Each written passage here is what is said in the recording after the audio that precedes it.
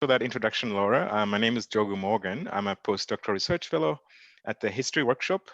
Today's paper, Vuka Africa, Clements Kadalie, Migrant Workers and Mass Organization Against the Segregation of South Africa, a paper presented by Henry D., who is currently a postdoctoral research fellow with the International Studies Group in the University of the Free State, where he is unable to be currently in the context of COVID-19. So he's joining us from Edinburgh. That's right, Henry? Yeah. Okay, great.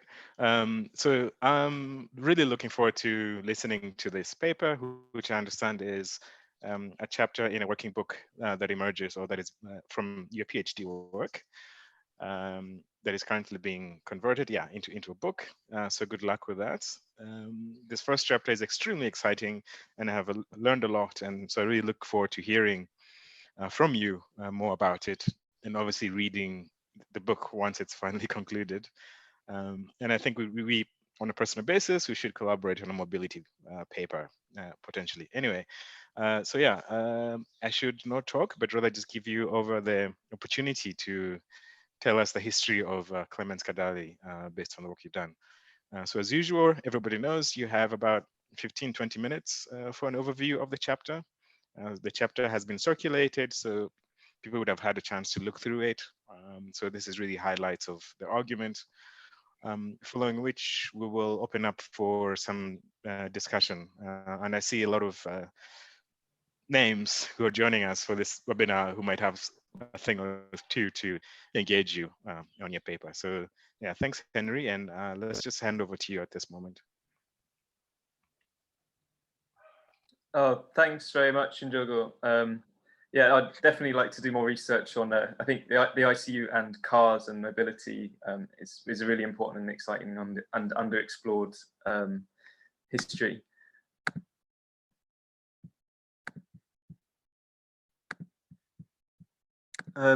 So yeah, well, first of all, thanks very much everyone for coming, for Vit's History Workshop for hosting me, Ariala Lusoni for the invitation, Njogo Morgan and Laura Phillips for helping with chairing and logistics.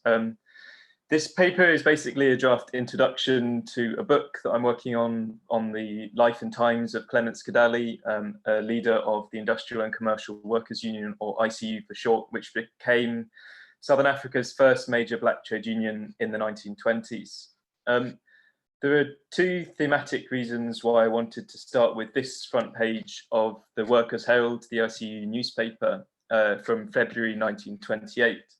The first theme contained in the masthead of the newspaper is the ICU slogan, Vuka Africa, or Africa Awake. And this idea of awakening or gaining consciousness, particularly consciousness of race and class, was a central thread that ran through ICU speeches and articles, calling on the Black working class to wake up and organize. And it's significant and important that this slogan, Vuka Africa, is situated in an explicitly internationalist framing. So it's centered in the African continent as a whole and then connected with the broader world. Moving down to then the center of the front page is this second theme, is the symbolism of this main photo, which is taken before the 1928 trial of T.W. Cable Motte, who sat in the center. And I think what's significant about this photo, all three of the ICU leaders sat in the front row are born outside the borders of South Africa. So James Gulam Gums, the ICU President General on the left, he was born in St. Vincent in the Caribbean. Cable Motte in the center was the Free State Provincial Secretary, and he was born in Lesotho. And then Clements Kadalie sat front right, he's born in Malawi, and is the General Secretary of the Union. And then all the men behind them are secretaries, researchers, and a chauffeur, who were all then born within the borders of South Africa. And in this way, I think that the photo is indicative of the transnational migrant networks that brought workers from across the world to South Africa, the centrality of migrant networks to South Africa's economy and politics, and then the prominent role that migrant workers took in the leadership of organizations like the ICU in the 1920s. The outlines of Clements Kadalie's biography and his role as one of the leading figures in the ICU is relatively well known. He was born in northern Malawi around 1895. He was raised by Christian parents and educated by Scots missionaries. He left Malawi in 1915, arrived in Cape Town in 1918, and in 1919 was involved in the formation of the ICU in the Cape Town docks. By 1927, the trade union had become the largest black trade union in the world, with anywhere between 100,000 and 250,000 members. And then subsequently, between 1928 and 1929, the trade union rapidly collapses, pressured by repressive legislation, white vigilante violence and intimidation, widespread reporting of financial misconduct, and growing factionalism within the leadership. And Kadalie resigns at the start of 1929, forms his own independent ICU, and then lives in relative obscurity until his death in 1951. In writing this book cover, I've tried to foreground how Clements Kadalie's background as an immigrant, traveling from Malawi through Mozambique, Zimbabwe, and into South Africa, was integral to this history, and how his status as a foreigner in South Africa changed dramatically during the first half of the 20th century. So Kadalie generated an unprecedented amount of paperwork over the course of his lifetime. Missionary records give some indication of his early life in Malawi and the fact he was expelled from mission school. He was a prolific letter writer and essayist in his own right. And from 1919, he was closely monitored by colonial states across Central and Southern Africa.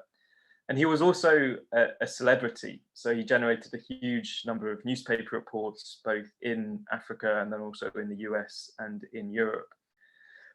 As captured by this article on the left from Mtateli Wabantu about another prominent Malawian, Wellington Kalinda, who led the Johannesburg branch of Marcus Garvey's Universal Negro Improvement Association, however. By the mid-1920s, there were many Black South Africans who were hostile to so-called foreign leadership and who pushed an increasingly narrow, exclusionary idea of South African nationalism. And this article ends by asserting that it would be, quote, an unfortunate business if Black South African leadership was, quote, usurped by men from Central Africa, the West Indies, and America, whose only claim to South African natives' sympathy and support is their colour. So using this wealth of material and reading it with a particular focus on contested mobility, Clements Kadalie's biography then becomes a means of investigating the broader politics of migration and free movement from the perspective of Black migrant workers. And using this perspective, it's possible to take a new look at the established histories of organisations like the ICU and the African National Congress, which have often been viewed through a South African-centric lens. So in this paper, I just want to briefly touch on the particular historiographical intervention of the book, the three main arguments that I've talked about in the paper, and then the contested memories of the ICU up to today. So this book looks to build on and intersect of three bodies of literature: the historiographies of South African nationalism and the liberation struggle, such as Sylvia Neam's Congress movement, the historiography of South African trade unionism, and then the historiography of migration and mobility in Southern Africa. And sort of approaching these historiographies and reconsidering them from the perspective of organized migrant workers, the book hopefully then provides new perspectives on the emergence and development of South African nationalism, how it changed and consolidated who it included and excluded over the course of the 1920s, 30s and 40s. Then also reconsidering the history of the South African labour movement from the perspective of migration politics. It's possible to see how particular ideas about national economies, national labour supplies and national wage levels was sort of emerged through the labour movement, and then in turn how immigrants supposedly undermined these or threatened these systems, and then the emergence of immigration controls is seen as a response to that. And then finally, I suppose on that issue of transnational migration and migration controls, books like Jonathan Claren and Susan Peabody have written a lot about immigration legislation from over the course of the 20th century, but this scholarship hasn't necessarily addressed how Black workers themselves resisted these restrictions and tried to organise on a transnational scale in response to immigration restrictions and the transnational labour migration system. In turn, the wealth of evidence about Kadalie's personal life also gives unique insights into the contested politics of immigration at a personal, everyday level. So within 1920s South African society and even novels such as Rolf Stromer's African Tragedy, Malawians are widely seen as philanderers and knife carriers who threatened South African families. Kadalie himself then also has a relatively notorious personal history. He comes to South Africa through family networks and initially stays with his brother Robert Kadalie, who's pictured on the left here. He marries his first wife, Molly Davidson, in 1921, and they have a son who's pictured with Clements Kadalie on the second left picture. He's born in 1922. But by 1925, you have evidence that Kadalie has a number of favourites in Johannesburg. There's an article in isiZulu in the Workers' Herald where Bertha Mkhize, the women's activist, it publicly proposes that they become lovers in Durban.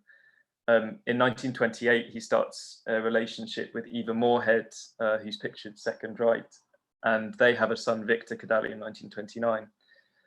And in this sense, Kadalie's extramarital relationships, his drinking, his public criticisms of white Christian hypocrisy give a unique insight into the everyday history of Christianity, family, fashion, sex, socializing, and alcohol in early 20th century South Africa. And then they also indicate more broadly how certain quote unquote social problems were identified with certain groups as distinct from South African national identity that was emerging. So the first main argument of the book is that migrant workers have always been the vanguard of the struggle against capitalism in Southern Africa. As I said earlier, it's well established that the South African economy depended on migrant workers drawn from across the continent. And in part, the ICU organises in response to this. The migration, the transnational labour migration system operates to divide and rule the South African Black working class, keep wages to a minimum, and also to effectively break any strike action. So the ICU's first dock strike in Cape Town in 1919, the authorities attempt to ship in migrant labour from elsewhere in the Cape. The transnational nature of the Black working class in Cape Town in particular is vividly captured in a 1962 interview by Sylvia Name with John Gomez, the ICU leader pictured in the centre here. He recalled the bulk of the members at the ICU in the docks were the bulk of ICU members were at the docks. The ICU's president, James Gums, was a caulker, a sort of repair job in the boats to prevent water from seeping into the joints. Gums was a West Indian. And the dockers used to dress like this with waistcoats, watch chains, and bowler hats when they went off to work, especially the West Indians. The West Indian men played a leading role amongst coloureds here. They were the leading dockers, the winchmen. The rest of the dockers were coloured and a large amount were African. The West Indians were the leading personnel, but there were also crewmen, West Africans. The latter was a good type for organising, and one of them became vice president of the ICU, Emmanuel Johnson. He was employed at Buchanan's sweet factory as a packer. He was a crewman. So the transnational nature of the working class in return is then reflected in the leadership of the ICU. So you have Peter Nyambo, a Malawian, who is the first assistant secretary of the ICU in 1919 under Clements Kadalie. Emmanuel Johnson, who I just mentioned, is from West Africa. Gums is from the Caribbean. James Tiali, pictured in the centre here, he's from Lesotho, as was Cable Motte. And then you have Mary and George Lenono, who are both Lesotho. So how then did the ICU take up general trade union methods and try to organise workers into one big union? Well, the second main argument of the book is the ICU's idea of race consciousness, calling on all of Africa to awake. which then systematically critiqued structural racism and national chauvinism within and beyond South Africa, and in doing so stimulated a new form of mass organisation. So it's significant that the ICU organised on the basis of a heterogeneous Black identity and common experiences of racist subjugation rather than contemporary ideas of race, ethnicity or nationality. And as noted by Pixley Seme, the ANC leader, the ICU leaders fell on this country with Basotho leaders leading Zulus leading workers in the Transvaal, Xhosas, and coloured workers uniting together on a non-tribal basis. So the ICU's first dock strike at this, Clements Kadalie recalls that the ICU created a new idea of race consciousness, whereby the native and the colour realised that no victory was possible without combined organisation, and a united front needed to be presented. So this is partly influenced by the ideas of Marcus Garvey and the UNIA in America, and in South Africa, the leading proponent of Garvey's ideas was the ICU leader James Tiale, who was born in Lesotho and joined the ICU in 1923. And you see in the ICU's newspapers, you have questions, are you a race man? And the work is held as explicitly framed as a race journal. And Tiale in particular breaks down contemporary ideas of what it means to be Black in South Africa. So he challenges ideas of so-called categories of native. And at the same time, he sort of often roots his arguments in theological criticism. So he lambasts white missionaries and he asserts that there are Black angels. The new ideas pushed by the ICU are perhaps most vividly captured, however, by these two drawings by the ICU cartoonist, a coloured man called J.S. Scott. So in the first one, you have a Black Samson emerging out of the collapsing temple of imperialism with the toppling pillars of imperial capitalism and racial prejudice. And you have falling masonry crushing a beleaguered-looking Herzog at the bottom left, just above the title. In this second image, then Scott, in a self-portrait, Scott himself is portrayed as drawing the portrait of an African. So both he and his subjects confirm to contemporary ideas of what coloured and African people should look like. But then he explicitly describes himself as a Black man rather than a coloured man, adopting a common identity that transcends these contemporary differences. Then the third argument focuses on the significance of importance of racialised outsiders like Kadalie, who pioneered a more comprehensive understanding of socialist internationalism in class in the face of exclusionary notions of South African nationalism, explicitly because of their place as immigrants. And this draws on the ideas of Satnam Virdi, who has transformed our understandings of the making of the English working class by rereading this history through the lens of race and immigration. And he has argued that racialized outsiders worked from a privileged epistemological viewpoint because they experienced the iniquities of the system most directly and most powerfully. And here you have a quote from Kadalie in his autobiography. He and Gums were well respected by all because they were free of tribal affiliations. So Kadalie sees his standpoint as an outsider as crucial to his successes. And this is echoed by a number of other ICU leaders. So in Bloemfontein, the ICU is led by a number of people from Lesotho, most notably Cable Motte and Simon Elias. Motte in particular notes, in all big centres of industry in the union, you find Basotho men working hand in glove with men of different nationalities, performing harmoniously in fraternity. We, the Basotho proletariat, must organise, for in organisation lies our salvation. And then also at the same time, you have sort of the emergence of this anti-immigrant sentiment within the ANC. So you have R.V. Silaptema asserting, quote, Professor Tele's home is Basotho land, and questioning why did he not think it wise to go there and help the Basotho land to develop along their own lines. Similarly, in Durban, the ICU set up by Kadalie in 1924, a Malawian, and then it's initially led by Alexander Maduna, a Xhosa, who later retold, quote, being a foreigner in Natal and the Free State, I destroyed the seemingly impregnable walls of the above places and emancipated the Zulus and Basotho, from slavery, and today, through the influence of the ICU, they are free people. So then finally on the RAND, the organisation of migrant mine workers, especially Mozambicans, becomes central to ICU organising. So Kadalie arrives in Johannesburg in September 1924, and he explicitly targets the organisation of mine workers because he sees them as the industrial backbone of the South African economy. So the ICU have a workers' hall pictured here from mid-1925, and Kadalie is corresponding with a number of radicals in Mozambique, including Brown Delela, who's pictured here in the centre. And Champion later recalls that Kadalie, quote, severely criticised the recruiting system whereby raw natives, more particularly from the Transkei and Mozambique, Shangans and Xhosa, Basotho from Basotho land were recruited. And the ICU then explicitly tried to organise across these then divisions.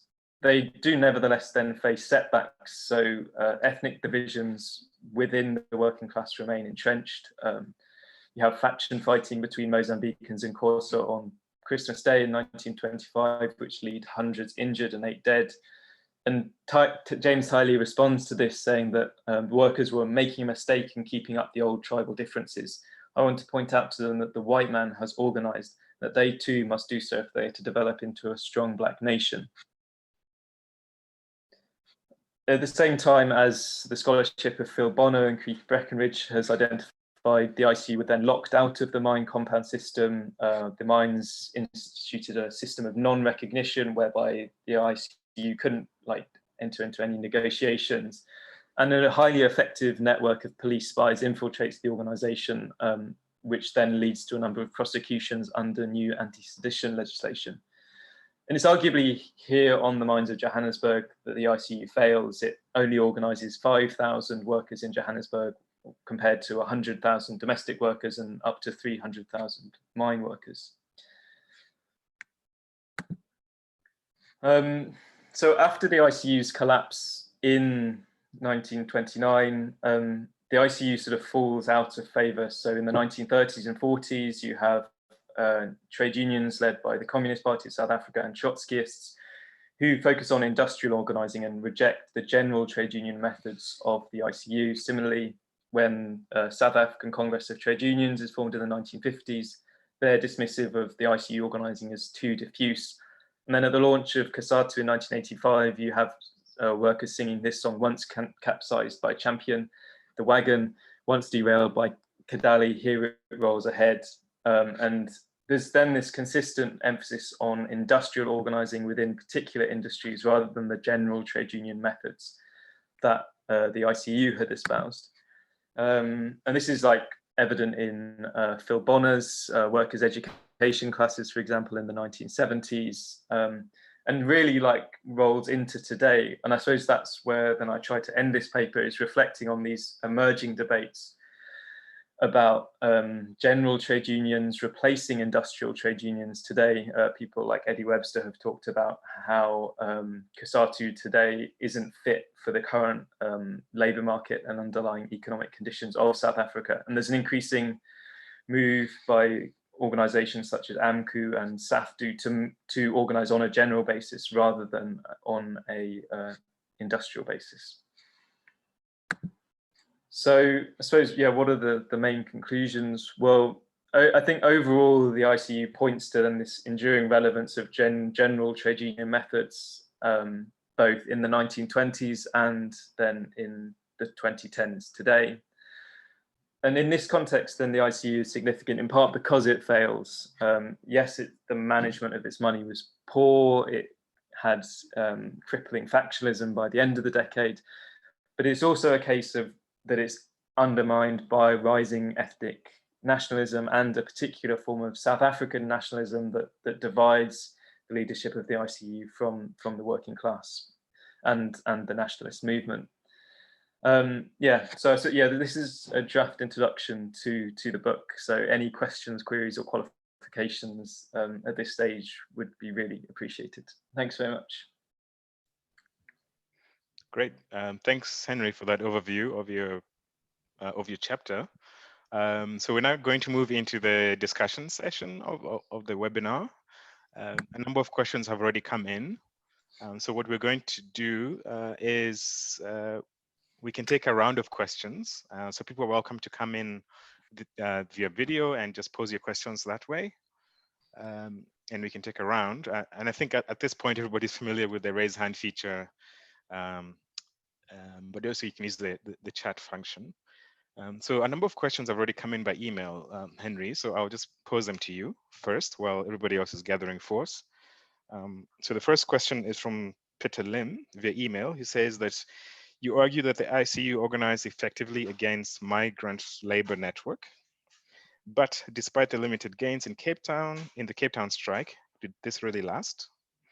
And substantively, did it substantively challenge these networks? In other words, was it really effective in those areas where migrancy was greatest, in the mines, plantations, in the Eastern Cape, Lesotho, Mozambique, etc.? And so that's the first question. The other one is from Johannes Machina. He says, or he asks, given the restrictions on mobility during the colonial and apartheid period, how was Kadalie traversing and navigating the transnational borders? And did that put him into any trouble with the authorities? I don't know if you want to take those first two, and then I see there's a lot of activity in the chat area, and we can go from there. Okay, thanks, Njogo. Yeah, Peter Lim's question, is a very valid question, and I suppose that it is, for me, it's an issue that of trying to reconcile the ICU's aspirations with what it actually achieved. So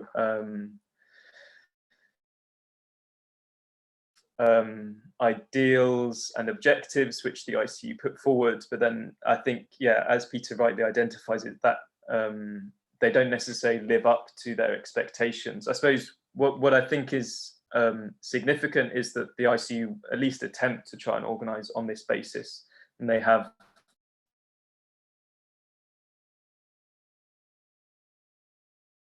works. I suppose one of the things that I'm trying to think through in the book is, I suppose, Helen Bradford's talked about the ICU in a rural setting as a rural revolt against the enclosures and of sharecroppers and landowners, but then actually the ICU itself, like you have people like Kadalie and James Laguma saying, no, we need to go to these rural areas explicitly because we can't recruit them on the mines in Johannesburg, so therefore we need to go to rural areas in order to recruit workers there before they reach industrial areas. So yeah, I think that is a valid criticism that the ICU then don't necessarily effectively organise amongst migrant workers. But then I suppose at the same time, like in the Cape Town docks, the ICU is very successful organising amongst migrant workers, and the ICU at least starts to organise amongst migrant workers in Johannesburg, even if it doesn't successfully consolidate an established like base there. And then the question of like Kadalie crossing borders. In many ways, he doesn't actually cross that many borders when he's that prominent in the 1920s and 30s. So he puts in an application to go to Namibia. This is refused. He never actually leaves South Africa. Well, he only leaves South Africa once to go to Europe in 1927. Otherwise, he's in South Africa between 1919 and 1951 when he makes one return trip back to Malawi. I suppose at the same time, it's important to think about internal borders as well as external borders. So Kadalie is banned from Natal in 1926, which he successfully overthrows. I think that's then important to think about. And the ICU explicitly frame the internal borders and the pass system in South Africa as a restriction on trade union organising, and they successfully fight the ban. And they fight it on the basis of this idea of freedom of association as well, and freedom of movement. So yeah, Kadalie does explicitly cross borders, I suppose internal borders, which he's banned from doing, and he's successful in doing that, but he doesn't cross international borders so much. So where the ICU does cross borders is he writes a lot, so he has letter networks to Malawi, to Mozambique, to Zimbabwe, And then he also had like other migrant workers themselves then go and travel across these borders, but Kadalie himself is blocked from doing so. Okay, great. Thanks, Hugh. There are we can take another round of questions. There's a comment in the chat from Elizabeth. She says, I'm not sure if this is right. My query concerns the international context. Kadalie was clearly anxious for acceptance by the international trade union world, but you don't mention this, at least in this chapter. Did it matter? And then I don't know, Hugh, if you want to come in on video and pose your question. Well, I can come in. Can you hear me? I'm not sure I can make myself video. Perhaps I can. Oh, yes, I can. Yes, I can.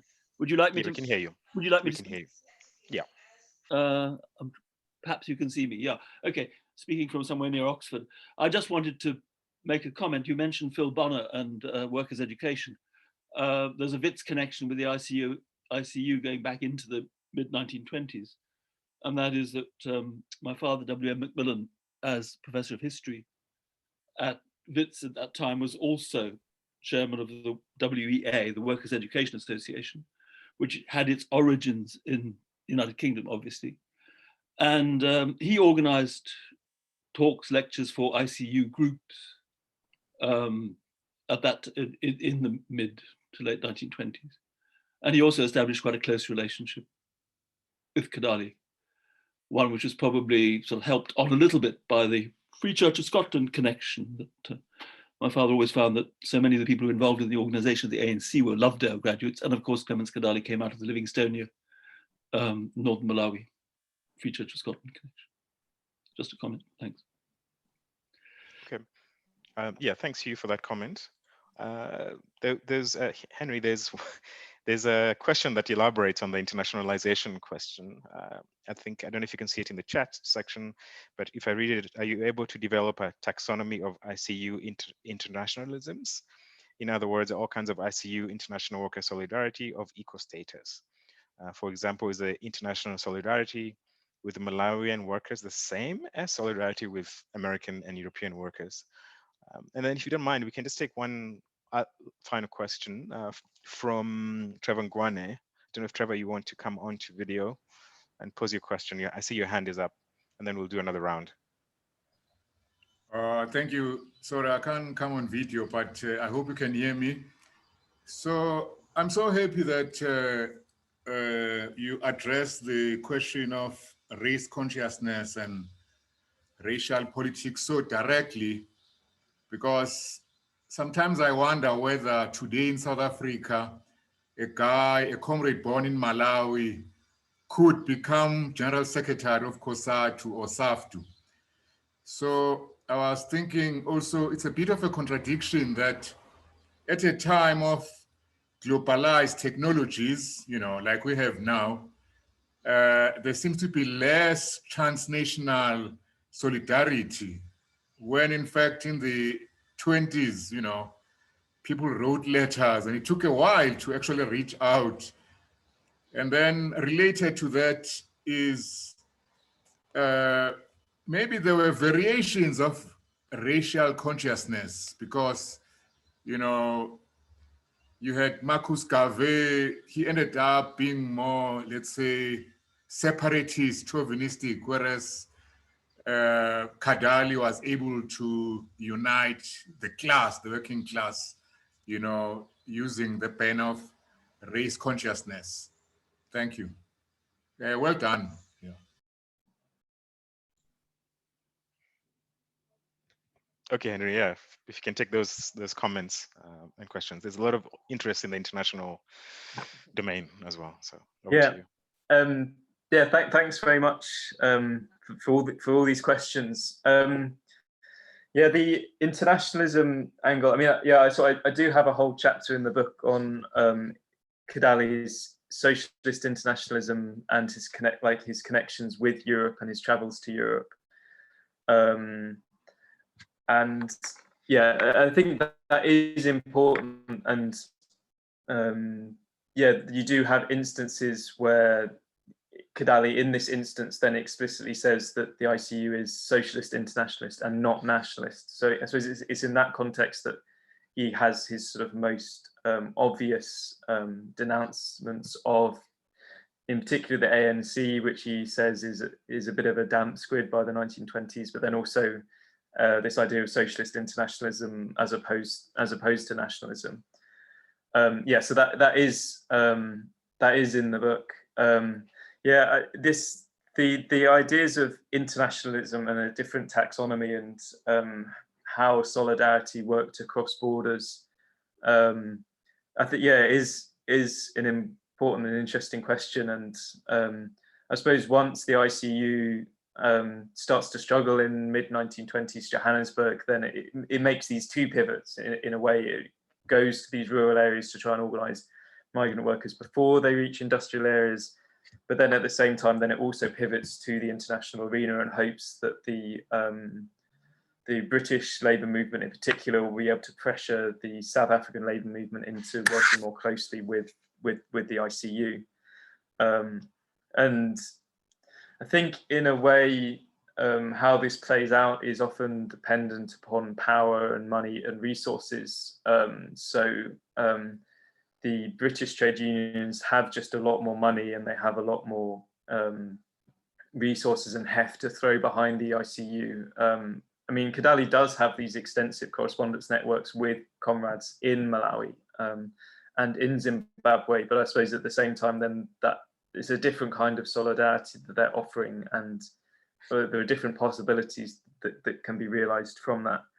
At the same time, then the sort of the European or the internationalism and solidarity with Europe is contentious within the ICU, and arguably that fails. So when Kadalie comes back from Europe in late 1927, he's spent a huge amount of money. He hasn't necessarily really achieved that much out there, in part because the British labour movement's massively weakened after the 1926 general strike in Britain.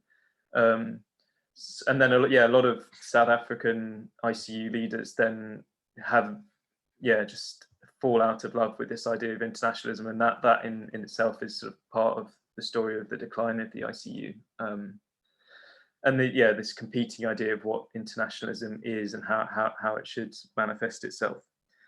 Trevor, thanks very much for your question. I mean, so variations of race consciousness within South Africa at the time are manifesting themselves. So you have, I mean, as Robert Trent Vincent has argued in his book, there's multiple Garveyisms, and arguably there's multiple ideas of race consciousness at the time. So you have Henry Selby Msimang of the ANC pushing his idea of race consciousness, which is just Africans in South Africa, and not Malawians, not Mozambicans, and not coloured South Africans either.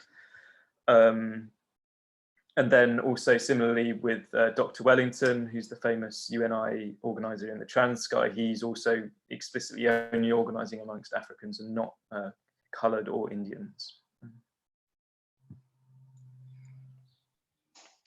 Okay, thanks again, Henry, for that. There's a question from Lawrence Stewart and a question from Edward Webster. So if you can take Lawrence first, and then we'll turn to Edward. Okay, how's it, Henry?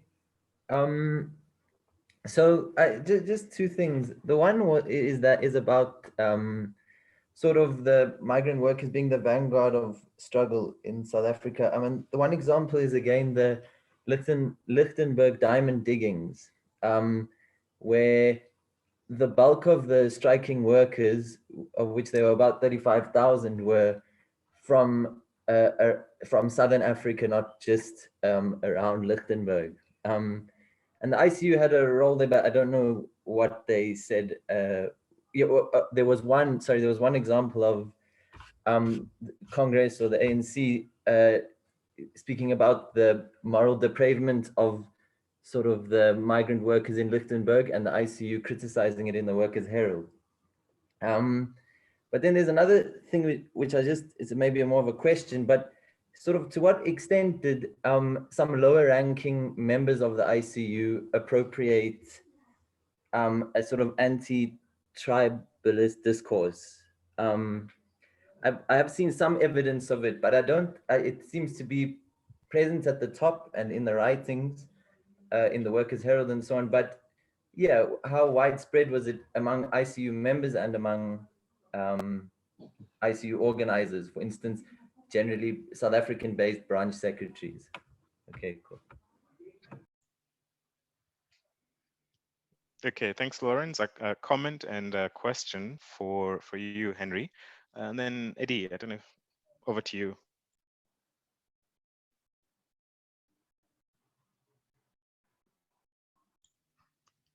Eddie, Edward Webster. Hi. Your hand was, there you are. Hi. Well, thanks very much for a wonderful presentation. Mine's really a question. I was very surprised to discover recently that Kadalie had established contact with the ILO in Geneva and try to put pressure on the ILO to get some recognition in South Africa. Could you say something about that? Because I haven't seen much written on that. Thank you. Thank you. Great. Quick and sharp to the point. Robert Vincent, you may come on. I think you have a comment or a question to raise. Hi, yes, thank you very much. Good morning, everyone. It's 6:30 in the morning here, so I'm still sort of getting myself together in thoughts. But Henry, thank you so much for your presentation. I had just several comments. I'll try to keep them quick.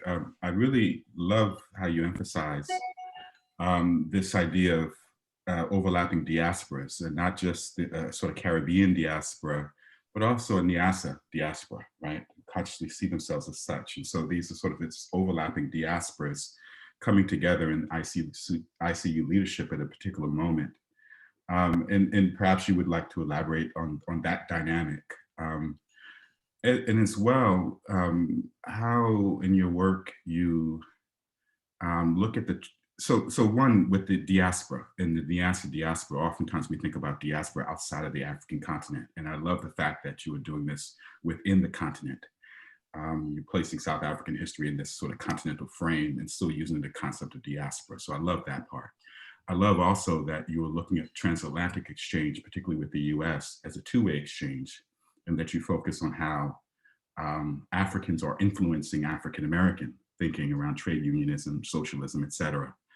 And then the third thing is that many of these, particularly Caribbean diasporic folks, were marrying colored women, and Kadalie as well. And I wonder if that has any significance for you, sort of, if you will, personal lives, the romantic choices people make in terms of marriage, and how that comes into your thinking, if at all, as you think about this work. The last thought I had was the question of British subjecthood that can be evoked to try to rise above or sort of evade some of the segregationist restrictions that Black South Africans are encountering. Sometimes this was evoked, I saw this mostly with African Americans and Caribbean folk in South Africa. And I think I saw some of that in your own work, this claim of British subjecthood, evoking, not just in the idea of evoking ideas of British fair play and justice, but also suggesting that being a British subject from Niassa land, it could be deployed strategically to evade some segregationist restrictions. And the very last thing I'll say is the question of how this sort of being above tribal affiliations, how that in some areas, particularly with Champion and in and around Durban, how that's deployed against them, that they are not South African, if you will. They don't know South African languages. They're outsiders and foreigners. And that was deployed against them. And how do they sort of navigate that? So that's a lot, sorry, lots of comments, but your work is generative. It makes me think quite a bit. So thank you very much. Okay, thank you, Robert, Vincent, and Eddie, and the other questions.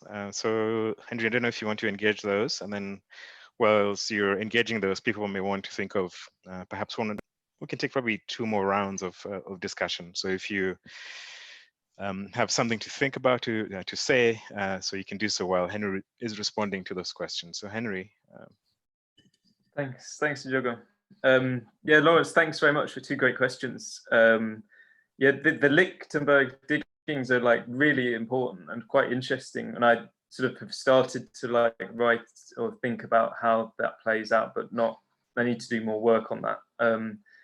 So yeah, the strikes in Lichtenberg on the diamond mines are actually like the second biggest strike after the African mine workers strike of 1920. The second biggest industrial action in South Africa in the 1920s is on the Lichtenberg diggings. And just months before the big strike, then there are these big fights between Malawians and I think it's Corso workers in Lichtenberg. So like thinking through how those tensions play out is really interesting and really important. Cable Motte claims to have some role organizing or rallying or intervening in the Lichtenberg strikes, but in some ways the ICU is quite peripheral. And I think Kadalie, his initial response is to denounce the strikes. But yeah, it's an important episode which hasn't really been looked at all, and yeah, it would be really useful to do more work on. This anti-tribalism or ideas about anti-tribalism within the membership and lower ranking leadership. The police reports in the Justice Files are really fascinating, and that they're like in many ways one of the most important sources on the ICU. And you do have like in Port Elizabeth and East London, there are lower ranking officials who do explicitly denounce tribalism. So I think that does filter down to a certain extent. At the same time, I suppose it's also then part of the ICU's undoing it, particularly in Durban, and Kadalie and people like Jameson Cocker note that Zulu ethnic nationalism is key to the Kadalie's like falling reputation and the disintegration of the ICU in 1928. Kadalie and the ILO, so he goes to the ILO conference as part of his European tour in 1927, and he works with a number of ILO officials. I think Harold Grimshaw, who helps draft the ICU constitution in 1927, is involved with the ILO or someone else. I haven't looked at there are ICU papers or papers relating to Kadalie and the ICU at the ILO. So that's something that I haven't yet followed up on, and it would be interesting to do that. I suppose the flip side then is that in 1928, Harold Butler of the ILO go to South Africa on a fact-finding mission sponsored by the Chamber of Mines and the South African Labour Department. So I suppose Kadalie tries to instrumentalize the ILO, isn't that successful, and then actually arguably the Chamber of Mines and the South African Labour Department are more successful in putting on this trip for ILO officials in 1928. Robert, thanks very much for all your comments. That's really useful just as a sort of synthesis and reflection on the paper. Yeah, so marrying coloured women in Cape Town, I think that is a really good point. Sylvia Neame makes that point in her study, and she notes that both Robert Victor Kadalie and Clements Kadalie marry coloured women in early 1920s Cape Town. Yeah, I think more broadly, like the ICU's attitude or like romance and sex within the ICU is something which is really interesting. And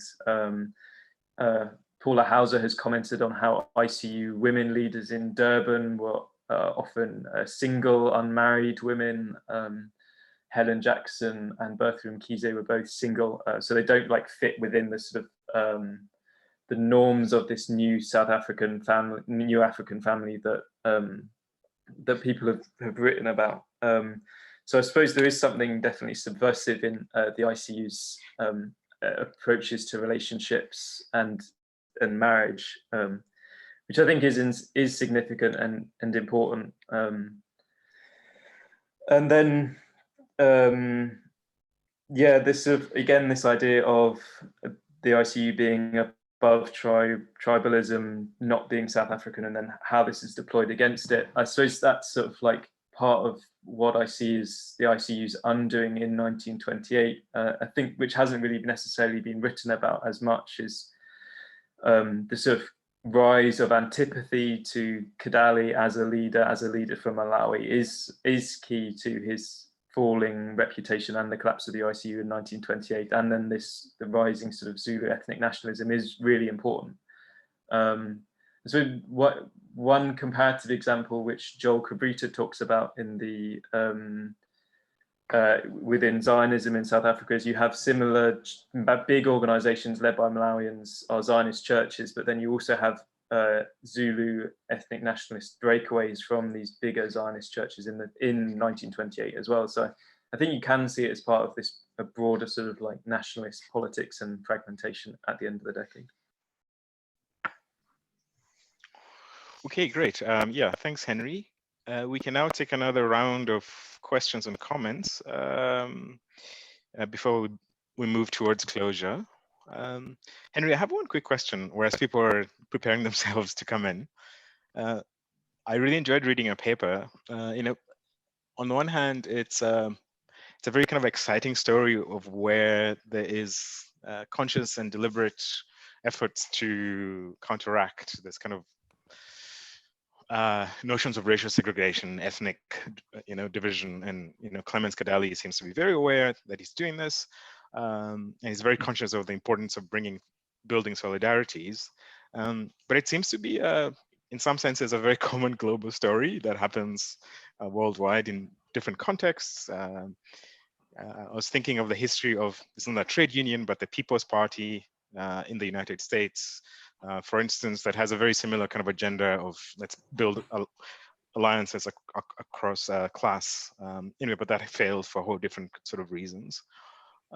So my question is, your answer of what I hear you saying is that part of the reason that agenda falls away, the notion of Pan-African, whatever solidarity falls away, is due to the emergence of internal emergence of like ethnic and Black African consciousness, nationalism, I think that's the word that you use. Is there any evidence from your work of other moves from outside of the working class? In other words, can we see the cold and dirty hand of mine workers, for instance, or mine owners, and other white employers, quote unquote, actively trying to foster this sort of divisions? So that's my question. I'm trying to see if there are any other comments in the chat function, or you can raise your hand. Sorry, Njogo, I see comments from Elizabeth and Callie in the chat. Okay. Callie and Elizabeth. Can you take Callie first, and then we'll come back to Elizabeth? Do you want to come on stage?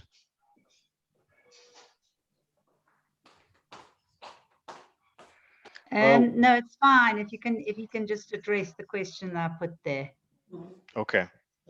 So I'll read for you, Henry. Clearly, at one stage, the ICU built considerable power, especially through work stoppages, but did they win any concessions for Black workers from employers? And did Kadalie at any point bargain with employers? It's in the chat. And then the comment from Elizabeth, responding to the ILO issue, but asking, I thought it was Arthur Creech Jones who helped to write the new constitution, imagine of the ICU. A sort of hidden history story behind this is also the ICU relationship with SA communism, especially with the glass couple. Do you have any comment on that? So I think we can take those. Hugh, do you want to come in and ask a question about Balingers? I could come. And then we'll hand over to Henry. Yeah. Can you hear me? Hello? Yes, yeah, very good, clear. Okay, no, I just a little bit surprised. It's perhaps another connection with the Wits History Department, but between Margaret Hodgson and William Ballinger. Sorry. Ballinger is very often blamed for the collapse of the ICU, that having been sent in by the British TUC, it is often alleged that his attempts to bring order to the accounts of the ICU actually broke the organization. Is there any substance in that suggestion? Okay, great. Thanks, Hugh. So, Henry, if you can take that round, and that would be great.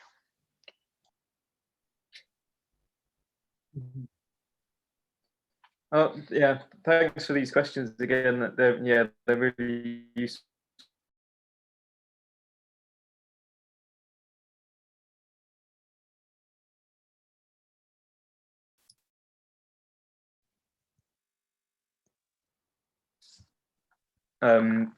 Yeah, I mean, it's been one of the frustrating things in doing this research has been that I haven't been able to access the Chamber of Mines archives. I know Keith Breckenridge went into them at the start of the 1990s, and he's got really good paper, Speaking for Ourselves, which uses mine police reports. So I suppose you've both got the state's police infiltrating and spying on the ICU, but you've also got individual mine owners. And John Martin is meeting with Herzog, explicitly pushing for anti-sedition legislation. So the mine owners are very much aware of this and sort of pushing for the ICU to be restricted and not. I suppose, I mean, I think Hugh Bonner and Keith Breckenridge, they argue that the mine owners are very effective in their response to the ICU, and I think that's right. They successfully closed down the ICU on the mines. And ultimately, the organisation does collapse by the end of the 20s, and arguably that's a demonstration of the effectiveness of state power, but also capitalist interests. Are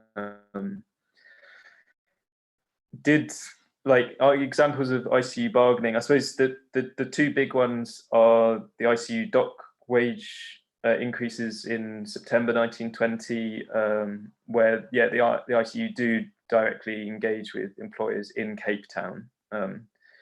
Then in Bloemfontein in 1926, you've got a wage board instigated minimum wage. So I suppose that's through this new body of wage boards which were introduced into South Africa, and so then that's a mediated negotiation between employers, employees, and then the new state officials as part of the new Labour Department, which is established after the Labour National Party get into power in 1924.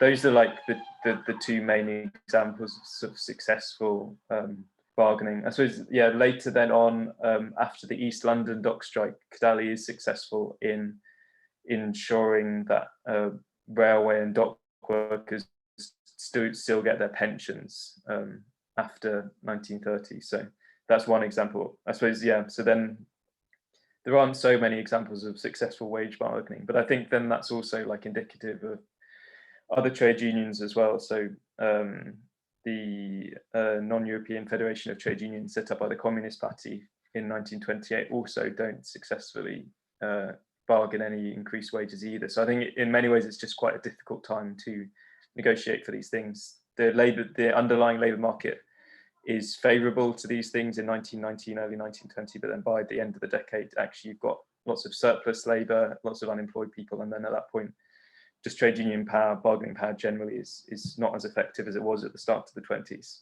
I'm writing a paper on the Communist Party in South Africa, Communist Party and the ICU at the moment, so there's a huge amount to say about that. I suppose in the paper I'm sort of partly saying that lots of people have recognised the influence of the Communist Party on the ICU, but they haven't in turn recognised the influence of the ICU on the Communist Party. And I think that's really important in terms of how the communists switch from prioritising white workers to prioritising black workers by the mid 1920s. And then secondly, the Black Republic slogan is very similar to sort of a lot of things that the early ICU people, including James Laguma, are saying at the start of the 1920s, and arguably builds on ICU ideas, which hasn't really been recognised. And then, Ballinger, I think the ICU is a collapsing organisation by the time that Ballinger arrives, and I think it's convenient for Kadalie and Tiamzashi and Champion to blame Ballinger. But he arrives after the Champions split away, after the financial misconduct within the organisation is well known, after financial contributions from ICU members are collapsing and the organisation is disintegrating. And yeah, I suppose Ballinger's very earnest, but he's also managed to step on lots of people's toes. So I don't think he helps. And lots of radicals in particular Kadalie and Motte bounce off his moderatism and to like reassert their radicalism. So yeah, he's definitely part of the final collapse, but arguably the ICU is already disintegrated by the time Ballinger's arrived. Thank you. Okay, thanks, Henry. We're really moving towards the end now. I think there's one question from John Pampalis. He's asking whether you have any estimates of the proportion of ICU members who actually lived and worked in Southern African countries outside of South Africa. And related, to what extent are there any studies of ICU activities in I guess, beyond South Africa? So if you can address that, I think that will then bring us to the end of the webinar. That would be great.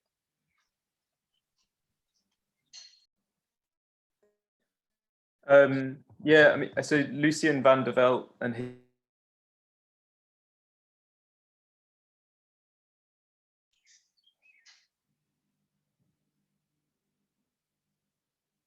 did.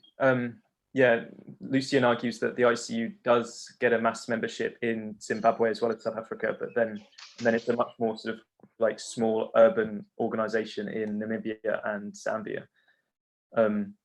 Also, like it's a different time, so the ICU is fairly big in Namibia, in Luderitz in particular, in the early 1920s, but it's not so big by the end of the decade. And then it only really establishes a branch in Zambia in 1931, and it's not really as big. It's a small sort of organization in Zambia. So, but it is big in Zimbabwe. So, but yeah, I don't have sort of figures to hand. I'd imagine sort of 5,000 to 10,000, but I'm not. Yeah, I'm not sure. Okay, great. Thanks, Henry, for that. I'm not seeing any other hands up, but I think perhaps it's to say that you have done all you could do at this stage. But thanks very much for the paper. It's been absolutely fascinating. We have learned a lot, and we want to wish you ongoing success as you write the book. And I'm sure everybody will be looking forward to reading it. I think it does make a number of very interesting interventions in the scholarship. Yeah, this is, we're very pleased that you gave the paper, good paper. It's the end of the History Workshop Seminar webinar series in the context of COVID-19. So just say thanks to everyone who participated in the entire year in the context of the pandemic that's been unfolding. Obviously, we have missed the physical presence, but I think it's also potentially allowed us to reach a much wider audience. So I don't know if many of my colleagues, Ariana, Noor, want to come in and say a final word. But yeah, we just really wanted to thank everyone who joined this session today and looking forward to what happens next year. We may go for a hybrid format, who knows, but 2020 taught us that we can do these things virtually. So Noor, Ariana, Laura, otherwise, thanks everyone for joining us. Sorry, can I just come in just to say thanks very much, Henry, and thanks to everyone else.